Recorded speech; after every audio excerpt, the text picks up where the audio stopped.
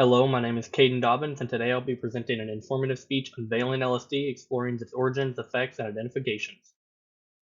Introduction. Before we can begin, we need a basic overview of LSD. By a show of hands, anyone here know anyone, a family friend, or anything like that, that has ever dealt with or used LSD? Personally, I do not know anyone, but that doesn't mean that they haven't done it. Now, LSD is a very strange substance and it still confuses a lot of scientists. So, has anyone ever wondered about LSD's its mysterious substance, and how it impacts the body and the human mind? Well, LSD, or lysergic acid diethylamide, is a very intriguing subject, and scientists, psychologists, and the general public alike are very intrigued in it due to its potent effects. What is LSD? Well, on a very base level, LSD is a potent hallucinogenic drug that alters perception, thoughts, and emotions. It does this through a couple of ways of affecting receptors inside of your body. Lysergic acid, which is the base for it, and the diethylamide is synthesized from the ergot that grows on grains. This ergot is basically just another term for mold. It is not a common mold, but it is something that can be created in a controlled environment. It affects the brain by inhibiting certain receptors, causing hallucinations and/or quick mood changes. It differs from person to person. Discovery and history. Before looking at LSD and what it does and exactly what it is now, you need to know the history of it. So this guy right here, Albert Hofmann, he's credited to discovering LSD. So he was doing research with some different things and found this, what we now call LSD. Tried it, got not expecting any effects, and then after what happened to him, he's like, I need to do more research on this. So after research was done, its initial use during like the 50s to 70s time for scientists was researching psychiatric research for addiction such as alcoholism, because it was a large addiction at the time, still is.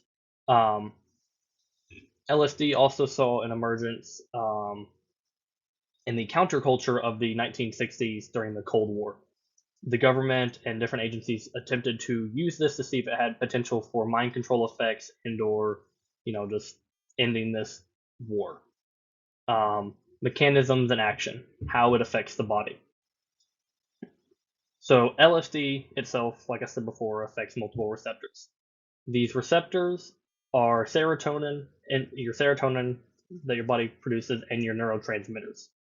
So serotonin, the LSD affects it by reducing the amount of energy that it takes to create serotonin, but increases the activity of your current serotonin. What this basically does to the body is it can lead to different altered perception and changes in your mood and whatnot. It also affects your neurotransmitters.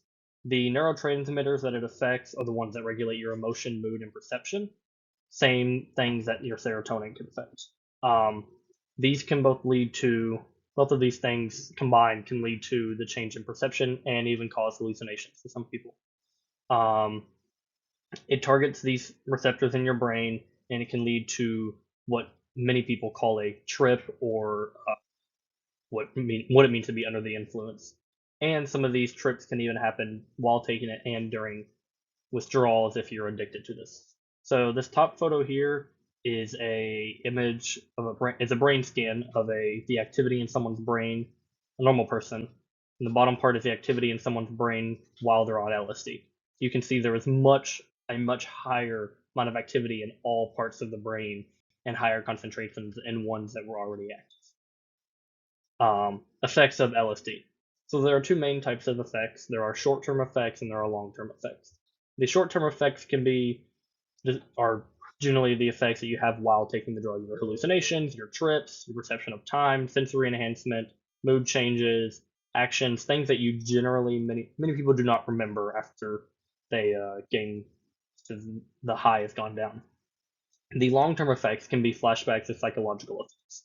These can be long-term effects of use or long-term effects of use from addiction. So you can get those type of things can happen even while not taking the drug during those withdrawals. Medical uses.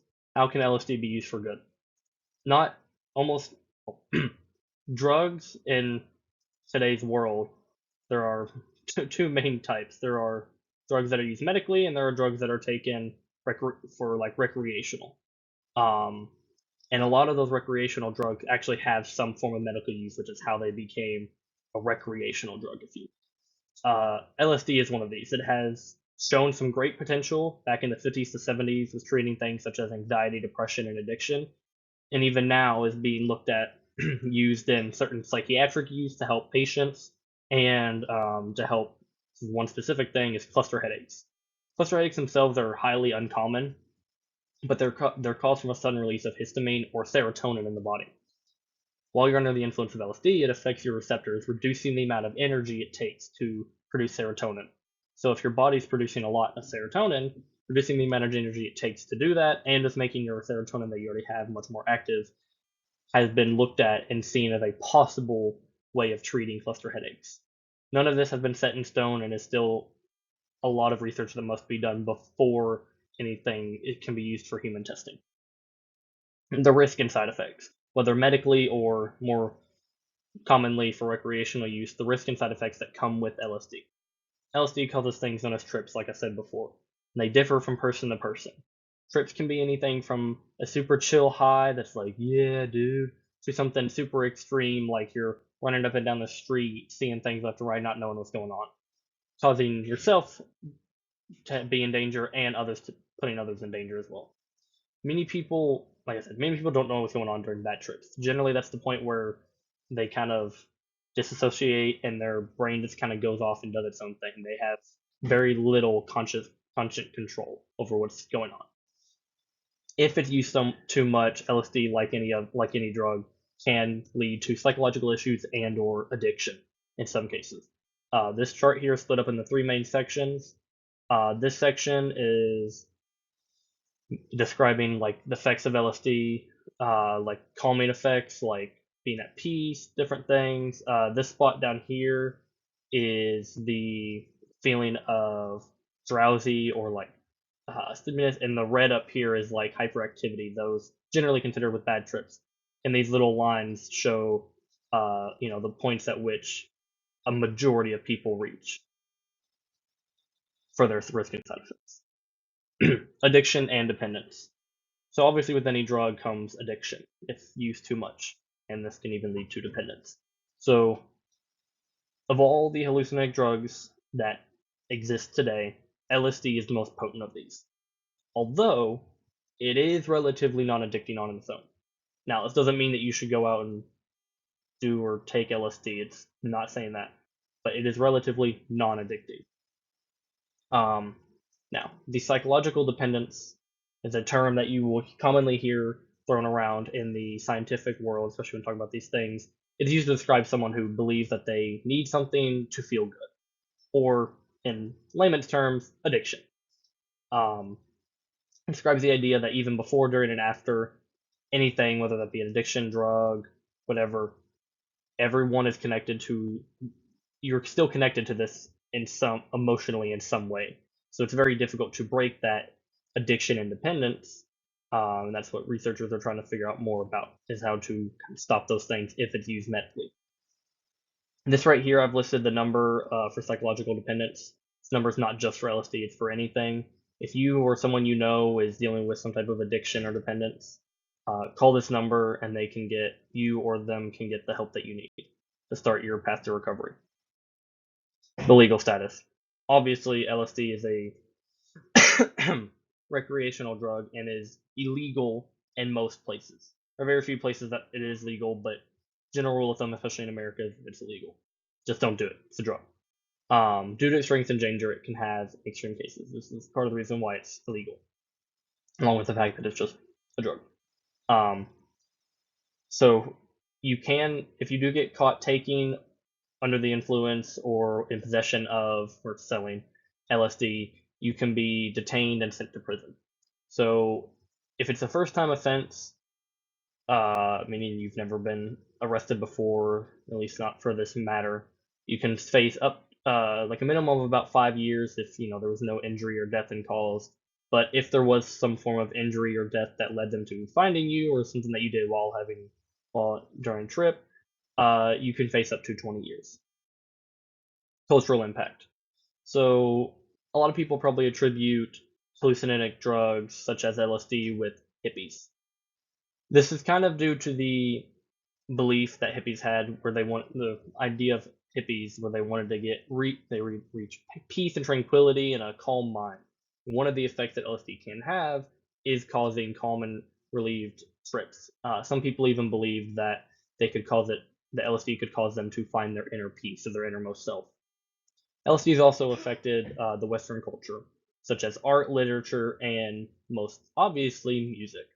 Many people might not know this, but it's obvious if you look into it. People such as Bob Dylan, the Beatles, and Jimi Hendrix are all people who changed the music atmosphere after they were shown and proven to drop acid, which is a term used for taking LSD or other subsequent drugs. This made it seem popular among uh, the young adults and whatnot, because they're like, oh, my favorite singer's doing it, I might as well do it. So that's some of the impacts it's had, even if you don't think it's affected you. It probably has, based on just art, literature, and music that you've done or listened to.